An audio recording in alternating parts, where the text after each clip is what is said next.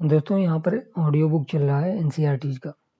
ये हमारी आज 11th क्लास की एनसीईआरटी है ज्योग्राफी की, जिसका ये चैप्टर नंबर है, अध्याय क्या है, 2 नंबर है। चलिए स्टार्ट करते हैं। उससे पहले आप लोगों का बहुत बहुत स्वागत है अल्टीमेट ऑडियो बुक पर। चलिए आज का विषय क्या है, संरचना तथा भू आकृति विज्ञान। अध्याय का नाम है संरचना तथा भू आकृति विज्ञान। क्या आपने कभी सोचा है कि मिट्टी की उर्वरता, गठन व स्वरूप अलग क्यों है? आपने यह भी सोचा होगा कि अलग अलग स्थानों पर चट्टानों के प्रकार भी भिन्न हैं। चट्टानें व मिट्टी आपस में संबंधित हैं क्योंकि असंगठित चट्टानें वास्तव में मिट्टियां ही हैं। पृथ्वी के धरातल पर चट्टानों व मिट्टियों में भिन्नता धरातलीय स्वरूप के अनुसार पाई जाती है। वर्तमान अनुमान के अनुसार पृथ्वी की आयु लगभग 46 करोड़ वर्ष है। इतने लंबे समय में अंतर्जात व बहिर्जात बलों से अनेक परिवर्तन हुए हैं। इन बलों की पृथ्वी की धरातलीय व अधस्थलीय आकृतियों की रूपरेखा निर्धारण में एक महत्वपूर्ण भूमिका रही है। आप पृथ्वी की विवर्तनिक हलचलों यानी प्लेट टेक्टोनिक्स के विषय में भौतिक भूगोल का परिचय नामक पुस्तक पढ़ चुके हैं। क्या आप जानते हैं कि करोड़ों वर्ष पहले इंडियन प्लेट भूमध्य रेखा से दक्षिण में स्थित थी। यह आकार में काफी विशाल थी और ऑस्ट्रेलियन प्लेट इसी का हिस्सा थी। करोड़ों वर्षों के दौरान यह प्लेट काफी हिस्सों में टूट गई और ऑस्ट्रेलियन प्लेट दक्षिण पूर्व तथा इंडियन प्लेट उत्तर दिशा में खिसकने लगी। क्या आप इंडियन प्लेट के खिसकने की विभिन्न अवस्थाओं को रेखांकित कर सकते हैं? इंडियन प्लेट का खिसकना अब भी जारी है और उसका भारतीय उपमहाद्वीप के भौतिक पर्यावरण पर महत्वपूर्ण प्रभाव है। क्या आप इंडियन प्लेट के उत्तर में खिसकने के परिणामों का अनुमान लगा सकते हैं? भारतीय उपमहाद्वीप की वर्तमान भूवैज्ञानिक संरचना व इसके क्रियाशील भू आकृतिक प्रक्रम मुख्यतः अंतर्जनित व बहिर्जनित बलों व प्लेट के क्षैतिज संचरण की अंतः क्रिया के परिणाम स्वरूप अस्तित्व में आए हैं। भूवैज्ञानिक संरचना व शैल समूह की भिन्नता के आधार पर भारत को 3 भूवैज्ञानिक खंडों में विभाजित किया जाता है, जो भौतिक लक्षणों पर आधारित हैं। प्रायद्वीपीय खंड, हिमालय और अन्य अतिरिक्त प्रायद्वीपीय पर्वतमालाएं, सिंधु गंगा ब्रह्मपुत्र मैदान। प्रायद्वीपीय खंड की बात करेंगे तो प्रायद्वीपीय खंड की उत्तरी सीमा कटी फटी है, जो कच्छ से आरंभ होकर अरावली पहाड़ियों के पश्चिम से गुजरती हुई दिल्ली तक और फिर यमुना व गंगा नदी के समानांतर राजमहल की पहाड़ियों व गंगा डेल्टा तक जाती है।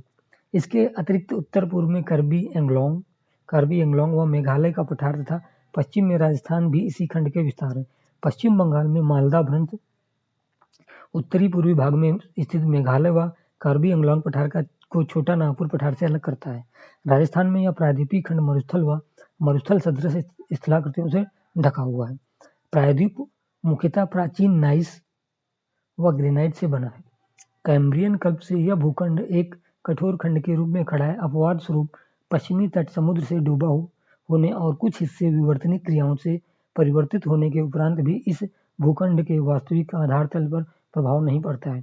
इंडो ऑस्ट्रेलियन प्लेट का हिस्सा होने के कारण यह ऊर्ध्वाधर हलचलों व खंड भ्रंश से प्रभावित है। नर्मदा, तापी और महानदी की रिफ्ट घाटियां और सतपुड़ा ब्लॉक पर्वत प्रमुख उदाहरण है। सतपुड़ा ब्लॉक पर्वत इसके प्रमुख उदाहरण है। प्रायद्वीप में मुख्यतः अवशिष्ट पहाड़ियां शामिल हैं, जैसे अरावली, नंदलामाला, जावादी, वेलिकोंडा, पालकोंडा श्रेणी और महेंद्रगिरी पहाड़ियां आदि। यहाँ की नदी घाटियां उथली और उनकी प्रवणता कम होती है। भूगोल में प्रयोगात्मक कार्य भाग 1 है ना, ये एनसीईआरटी की है।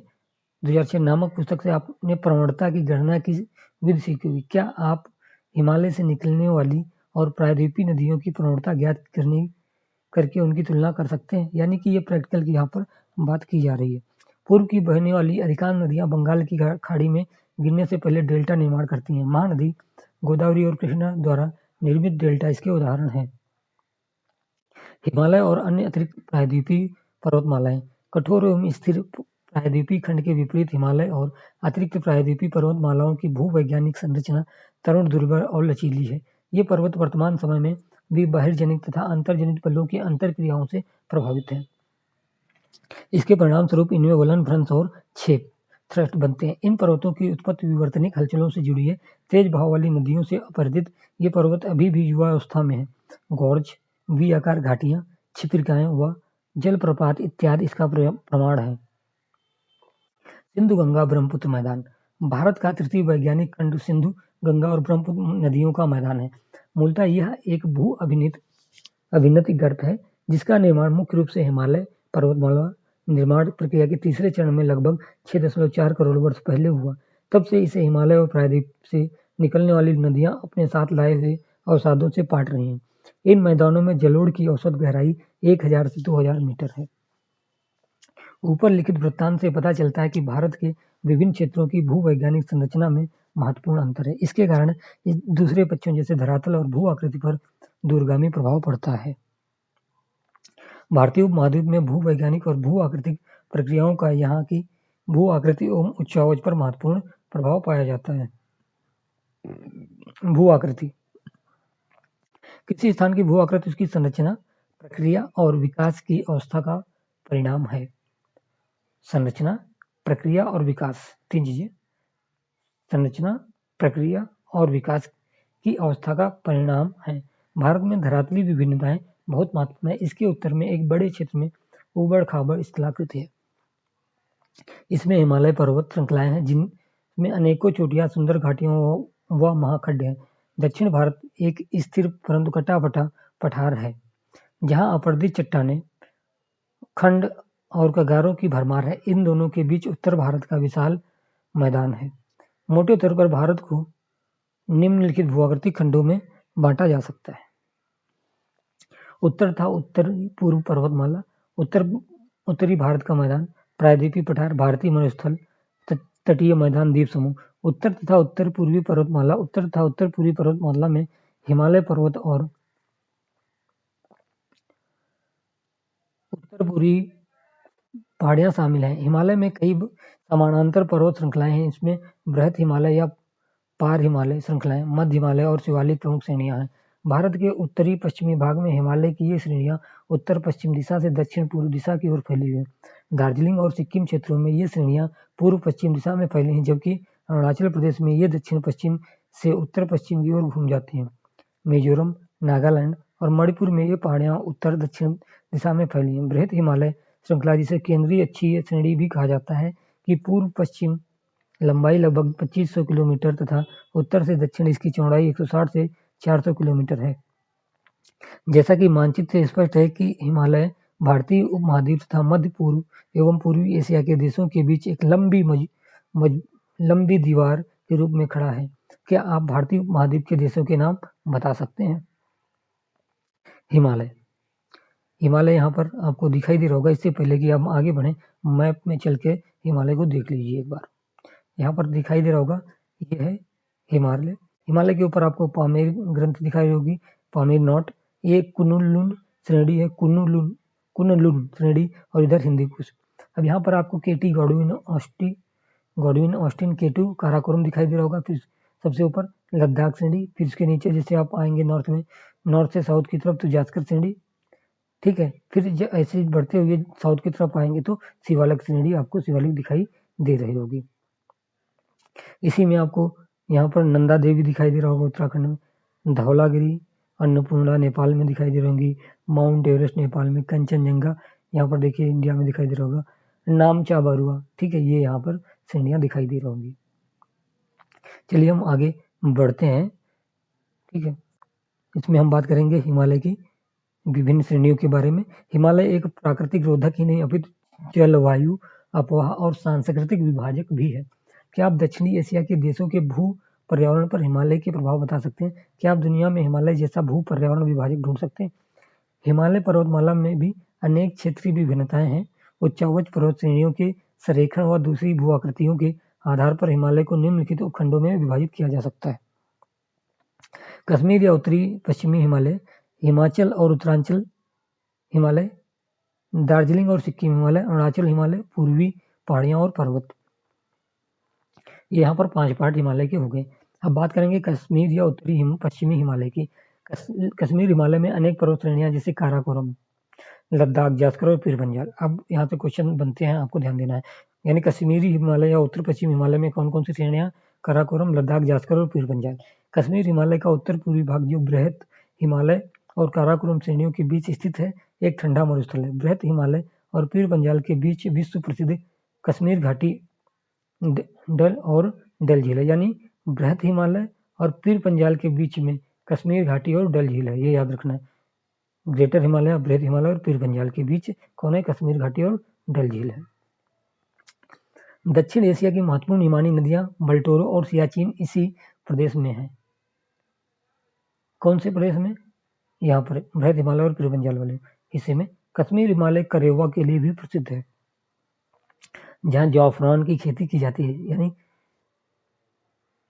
इसके बाद बात करते हैं तो बृहद हिमालय में जोजिला, पीर पंजाल और में बनिहाल, जास्कर श्रेणी में फोटुला और लद्दाख श्रेणी में खरदुंगला जैसे महत्वपूर्ण दर्रे स्थित हैं। अब ध्यान दीजिए, हिमालय में कौन से?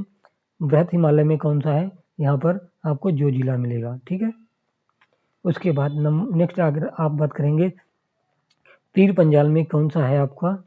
बनिहाल, ठीक है।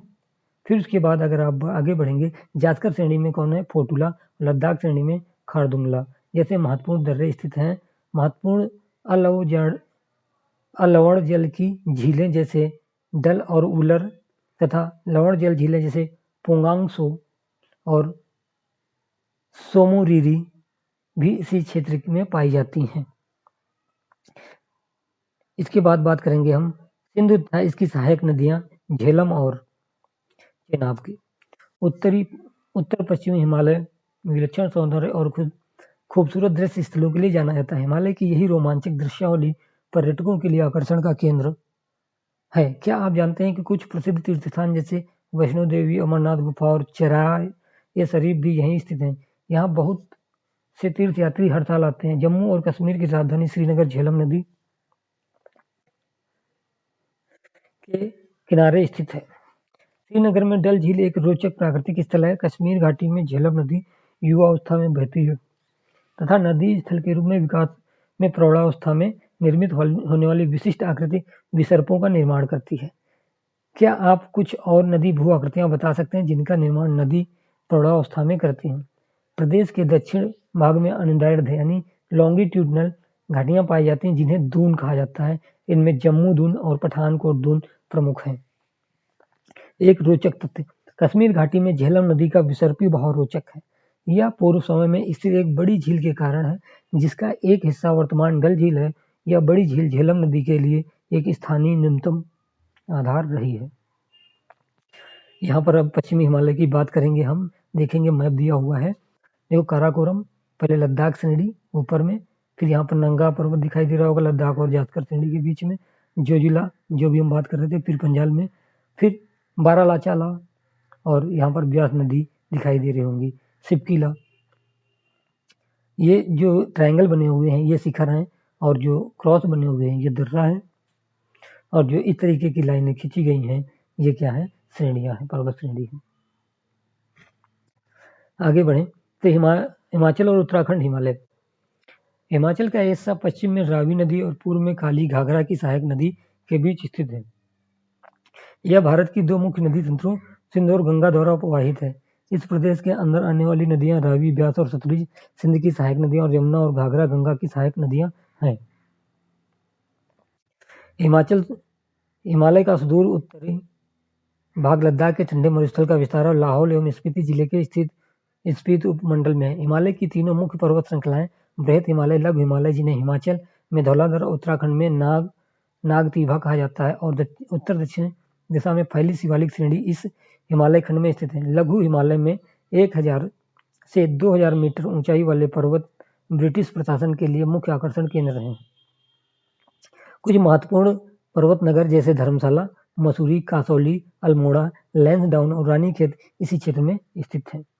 बात करेंगे शिवालिक की। शिवालिक शब्द की उत्पत्ति देहरादून के नजदीक शिवावाला में पाए जाने वाले भूगर्भिक रचनाओं से हुई। किसी समय यहाँ इंपीरियल सर्वे का प्रमुख स्थान था जो बाद में स्थायी रूप से देहरादून में स्थापित हो गया। आगे बढ़ते हैं तो इस क्षेत्र में दो महत्वपूर्ण स्थलाकृतियां शिवालिक और दून है। यहाँ स्थित कुछ महत्वपूर्ण दून चंडीगढ़ कालका दून तथा कोटा दून आदि शामिल हैं।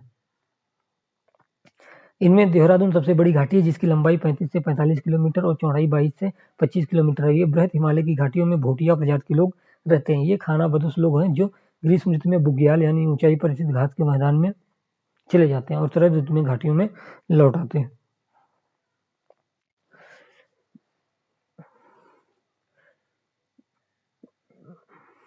प्रसिद्ध फूलों की घाटी भी इसी पर्वतीय क्षेत्र में स्थित है।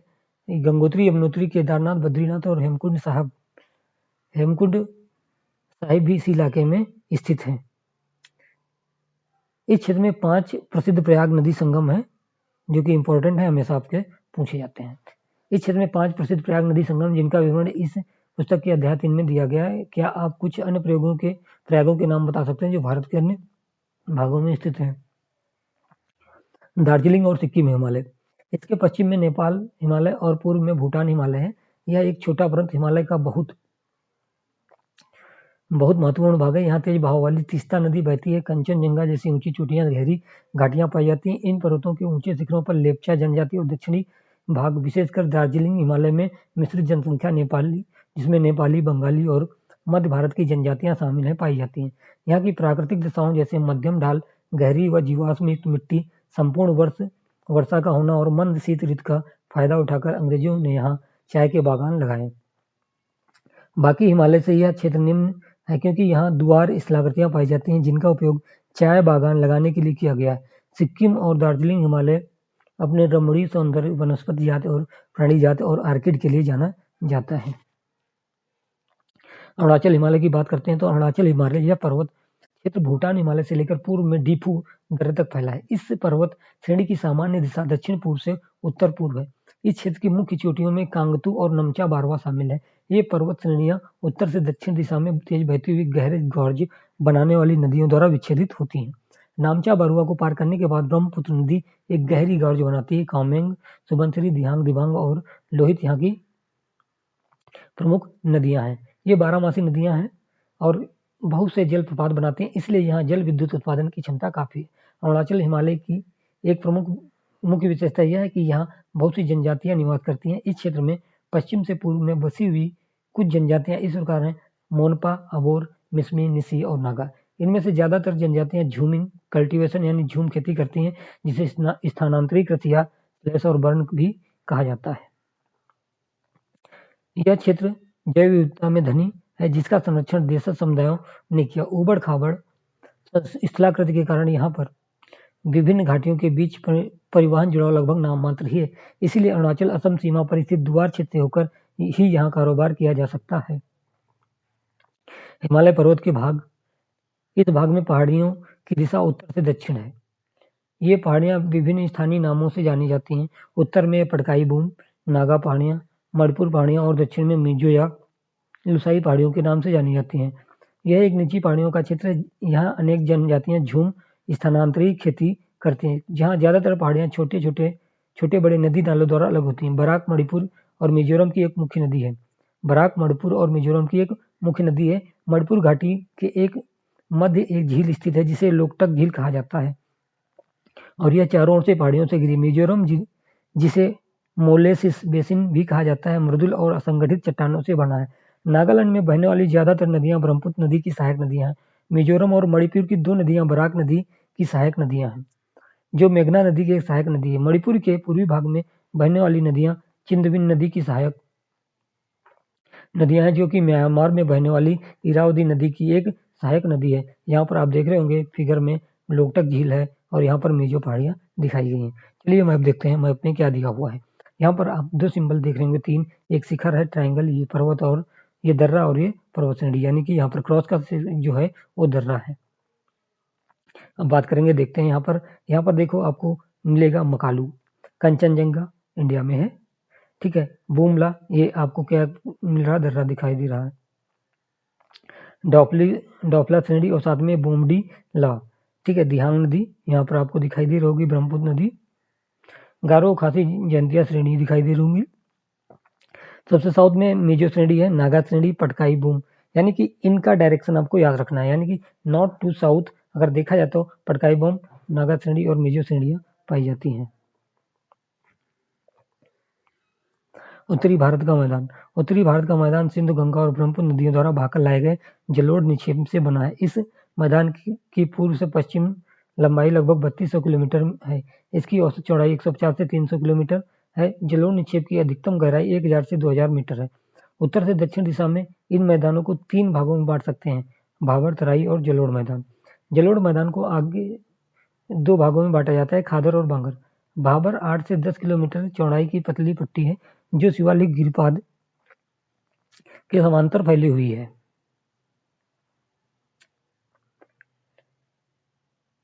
इसके परिणामस्वरूप हिमालय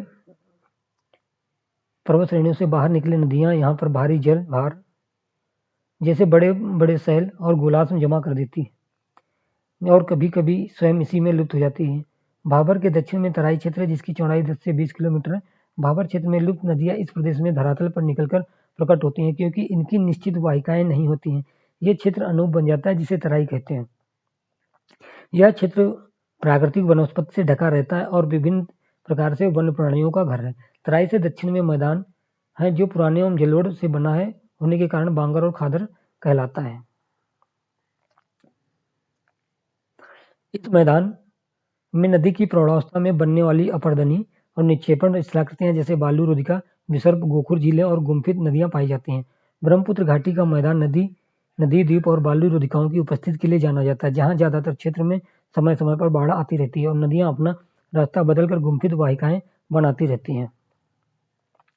उत्तर भारत के मैदान में बहने वाली विशाल नदियां अपने मुहाने पर विश्व के बड़े बड़े डेल्टाओं का निर्माण करते हैं जैसे सुंदरवन डेल्टा। सामान्य तौर पर यह एक सपाट मैदान है जिसकी समुद्र तल से औसत ऊंचाई 50 से 100 मीटर है। हरियाणा और दिल्ली राज्य सिंधु और गंगा नदी तंत्रों के बीच जल विभाजक है। ब्रह्मपुत्र नदी अपनी घाटी में उत्तर पूर्व से दक्षिण पश्चिम दिशा में बहती है परंतु बांग्लादेश में प्रवेश करने से पहले धुबरी के समीप यह नदी दक्षिण की ओर 90 डिग्री मुड़ जाती है। ये मैदान उपजाऊ जलोढ़ मिट्टी से बने हैं जहाँ कई प्रकार की फसलें जैसे गेहूं, चावल, गन्ना और जूट की उगाई जाती हैं। अतः यहाँ जनसंख्या का घनत्व ज्यादा है। प्रायद्वीपीय पठार नदियों के मैदान से 150 मीटर ऊंचाई से ऊपर उठता हुआ प्रायद्वीपीय पठार तिकोने आकार वाला कटा फटा भूखंड है जिसकी ऊंचाई 600 से 900 मीटर है। उत्तर पश्चिम में दिल्ली, कटक, अरावली विस्तार, पूर्व में राजमहल पहाड़ियां, पश्चिम में गिर पहाड़ियां और दक्षिण में इलायची कार्डामम पहाड़ियां प्रायद्वीप पठार की सीमाएं निर्धारित करती हैं। उत्तर पूर्व में शिलांग तथा कार्बी अंगलांग पठार भी इसी भूखंड का विस्तार है। प्रायद्वीपीय भारत अनेक पठारों से मिलकर बना है जैसे हजारीबाग पठार, पालायू पठार, रांची पठार, मालवा पठार, कोयम्बटूर पठार और कर्नाटक पठार। यह भारत के प्राचीनतम और स्थिर भूभागों में से एक। सामान्य तौर पर प्रायद्वीप की ऊंचाई पश्चिम से पूर्व को कम होती चली जाती है जिसका प्रमाण यहाँ की नदियों के बहाव की नदी दिशा से भी मिलता है। प्रायद्वीप पठार की कुछ नदियों के नाम बताएं जो बंगाल की खाड़ी और अरब सागर में गिरती हैं। कुछ स्थलाकृतियों के नाम भी बताएं जो पूर्व की ओर प्रवाहित नदियों से संबंधित हैं परंतु पश्चिम दिशा में बहने वाली नदियों से संबंधित नहीं है। इस क्षेत्र की मुख्य प्राकृतिक स्थलाकृतियों में टॉर ब्लॉक पर्वत, भ्रंश घाटियां, पर्वत स्कंद, नग्न चट्टान संरचना, टेकरी पहाड़ी श्रृंखलाएं और क्वार्टजाइट भित्तियां डाइक शामिल हैं जो प्राकृतिक जल संग्रह के स्थल हैं।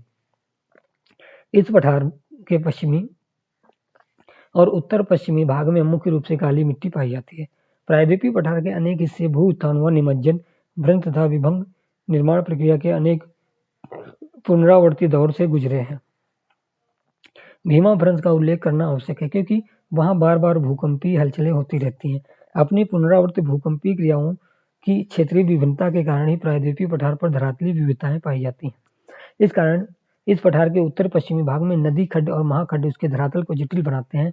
चंबल, चिन्ह, भिंड और मुरैना खड्ड इसके उदाहरण हैं। मुख्य उच्चावच लक्षणों के अनुसार प्रायद्वीपीय पठार को 3 भागों में बांटा जा सकता है। दक्कन का पठार, मध्य उच्च भूभाग, उत्तरी पूर्व पठार। दक्कन का पठार की बात करें तो इसके पश्चिम में पश्चिमी घाट, पूर्व में पूर्वी घाट, पश्चिम में पश्चिमी घाट है और पूर्व में पूर्वी घाट है। ठीक है, यहाँ पर 2 है। और उत्तर में सतपुड़ा, मैकाल और महादेव पहाड़ियां हैं। पश्चिमी घाट को स्थानीय तौर पर अनेक नाम दिए गए जैसे महाराष्ट्र में सह्याद्री, कर्नाटक और तमिलनाडु में नीलगिरी और केरल में अनामलाई और इलायची कार्डामम पहाड़ियां। पूर्वी घाट की तुलना में पश्चिमी घाट ऊंचे और अविरत हैं। इनकी औसत ऊंचाई लगभग 1500 मीटर है जो कि उत्तर से दक्षिण की ओर तरफ बढ़ती चली जाती है। प्रायद्वीपीय पठार की सबसे ऊंची चोटी अनायमुड़ी 2695 मीटर है जो पश्चिमी घाट की अनामलाई पहाड़ियों में स्थित है। दूसरी ओर सबसे ऊंची चोटी डोडा बेटा और या नीलगिरी पहाड़ियों में से है। ज्यादातर प्रायद्वीपीय नदियों की उत्पत्ति पश्चिमी घाट से है। पूर्वी घाट अविरत नहीं है और महानदी गोदावरी, कृष्णा और कावेरी नदियों द्वारा अपरदित है। यहाँ की कुछ मुख्य श्रेणियां जावादी पहाड़ियां, पालकोंडा श्रेणी, नल्ला मल्ला पहाड़ियां और महेंद्रगिरी पहाड़ियां हैं। पूर्वी और पश्चिमी घाट नीलगिरी पहाड़ियों में आपस में मिलते हैं। मध्य उच्च भूभाग, पश्चिम में अरावली पर्वत इसकी सीमा बनाते हैं। इसके दक्षिण में सतपुड़ा पर्वत उच्चिष्ट पठार की श्रेणियों से बना है, जिनकी समुद्र तल से ऊंचाई 600 से 900 मीटर है। ये दक्कन पठार की उत्तरी सीमा बनाते हैं। ये अवशिष्ट पर्वतों के उत्कृष्ट उदाहरण हैं, जो कि काफी हद तक अपरदित है और इनकी श्रृंखला टूटी हुई है। प्रायद्वीपीय पठार के इस भाग का विस्तार जैसलमेर तक है, जहाँ यह अंदर्द रेत के टिब्बों और चापाकार बरखान रेतीले टिब्बों से ढके हैं। अपने भूगर्भीय इतिहास में यह क्षेत्र कायांतरित प्रक्रियाओं से गुजर चुका है और कायांतरित चट्टानों जैसे संगमरमर, स्लेट और नाइस की उत्पत्ति इसका प्रमाण है। समुद्र तल से मध्य उच्च भूभाग की ऊंचाई 700 से 1000 मीटर के बीच है और उत्तर तथा उत्तर पूर्व दिशा में इसकी ऊंचाई कम होती चली जाती है। यमुना की अधिकतर सहायक नदियां विंध्याचल और कैमूर की श्रेणियों से निकलती हैं। बनास चंबल की एकमात्र मुख्य सहायक नदी है। बनास चंबल की एक मुख्य सहायक नदी है जो पश्चिम में अरावली से निकलती है। मध्य उच्च भूभाग का पूर्वी विस्तार राजमहल की पहाड़ियों तक है, जिसके दक्षिण में छोटा नागपुर पठार खनिज पदार्थों का भंडार है। उत्तर पूर्व पठार की अगर हम बात करें तो यहाँ पर देखेंगे वास्तव में यह प्रायद्वीपीय पठार का ही एक विस्तारित भाग है। यह माना जाता है कि हिमालय उत्पत्ति के समय इंडियन प्लेट के उत्तर पूर्व दिशा में खिसकने के कारण राजमहल पहाड़ियों और मेघालय के पठार के बीच भ्रंश घाटी से बनने से यह अलग हो गया था। बाद में यह नदी जमा किए गए जलोढ़ द्वारा पाट दिए गए थे। आज मेघालय और कार्बी एंगलोंग पठार इसी कारण मुख्य प्रायद्वीपीय पठार से अलग थलग हैं। इसमें आवास करने वाली जनजातियां के नाम के आधार पर मेघालय के पठार को 3 भागों में बांटा गया है: गारो पहाड़ियां, खासी पहाड़ियां, जयंतिया पहाड़ियां। असम की कार्बी एंगलोंग पहाड़ियां भी इसी का विस्तार है। छोटा नागपुर के पठार की तरह मेघालय के पठार भी कोयला, लोहा, सिलेमेनाइट, चूने के पत्थर और यूरेनियम जैसे खनिज पदार्थों का भंडार है। इस क्षेत्र में अधिकतर वर्षा पश्चिमी मानसून से होती है। परिणाम स्वरूप मेघालय का पठार एक अति अपरदित भूतल है, चेरापूंजी नग्न चट्टानों से ढका स्थल है और यहाँ वनस्पति लगभग नहीं के बराबर है। विशाल भारतीय मरुस्थल अरावली पहाड़ियों के उत्तर पूर्व में स्थित है। यह एक उबड़-खाबड़ भूतल है जिस पर बहुत से अनुदैर्ध्य रेतीले टीले और बरखान पाए जाते हैं। यहाँ पर वार्षिक वर्षा 150 मिलीमीटर से कम होती है और परिणाम स्वरूप यह एक शुष्क और वनस्पति रहित क्षेत्र है। इन्हीं शिलाकृतिक गुणों के कारण इसे मरुस्थली के नाम से जाना जाता है। यह माना जाता है कि मेसोजोइक काल में यह क्षेत्र समुद्र का हिस्सा था। इसकी पुष्टि आकल में स्थित काष्ठ जीवाश्म के पार्क में उपलब्ध प्रमाणों तथा जैसलमेर के निकट ब्रह्मसर के आसपास के समुद्री निक्षेपों से होता है। काष्ठ जीवाश्म की आयु लगभग 18 करोड़ वर्ष आंकी गई है। यद्यपि इस क्षेत्र की भूगर्भिक चट्टान संरचना प्रायद्वीपीय पठार का विस्तार है, तथापि अत्यंत शुष्क दशाओं के कारण इसकी धरातलीय आकृतियां भौतिक अपक्षय और पवन क्रिया द्वारा निर्मित हैं। यहाँ की प्रमुख शिलाकृतियां स्थानांतरित रेतीले टीले, छत्रक चट्टानें और मरु उद्यान। दक्षिणी भाग में ढाल के आधार पर मरुस्थल के 2 भागों में बांटा जा सकता है: सिंध की ओर ढाल वाला उत्तरी भाग और कच्छ के रण की ओर ढाल वाला दक्षिणी भाग। यहाँ की अधिकतर नदियां अल्पकालिक हैं। मरुस्थल के दक्षिणी भाग में बहने वाली लूनी नदी महत्वपूर्ण है। अल्पवृष्टि और बहुत अधिक वाष्पीकरण की वजह से इस प्रदेश में हमेशा जल का घाटा रहता है। कुछ नदियां तो थोड़ी दूरी तय करने के बाद ही मरुस्थल में लुप्त हो जाती हैं। यह अंतःस्थलीय अपवाह का उदाहरण है, जहाँ नदियां झील या प्लाया में मिल जाती हैं। इन प्लाया झीलों को जल खारा होता है, जिससे नमक बनाया जाता है। तटीय मैदान, आप पहले पढ़ चुके हैं कि भारत की तट रेखा बहुत लंबी है। स्थिति और सक्रिय भू-आकृतिक प्रक्रियाओं के आधार पर तटीय मैदानों को 2 भागों में बांटा जा सकता है: पश्चिमी तटीय मैदान, पूर्वी तटीय मैदान। पश्चिमी तटीय मैदान जलमग्न तटीय मैदानों के उदाहरण है। ऐसा विश्वास है कि पौराणिक शहर द्वारिका, जो किसी समय पश्चिमी तट पर मुख्य भूमि पर स्थित था, अब पानी में डूब गया। जलमग्न होने के कारण पश्चिमी तटीय मैदान एक संकीर्ण पट्टी पात्र है और पत्तनों एवं बंदरगाह विकास के लिए प्राकृतिक परिस्थितियां प्रदान करता है। यहाँ पर स्थित प्राकृतिक बंदरगाहों में कांडला, मझगांव, JLN, नाहवा, सेवा, मारमागांव, मैंगलोर, कोचीन शामिल है। उत्तर में गुजरात तट से दक्षिण में केरल तक फैले पश्चिमी तटीय मैदान को निम्नलिखित भागों में विभाजित किया जा सकता है।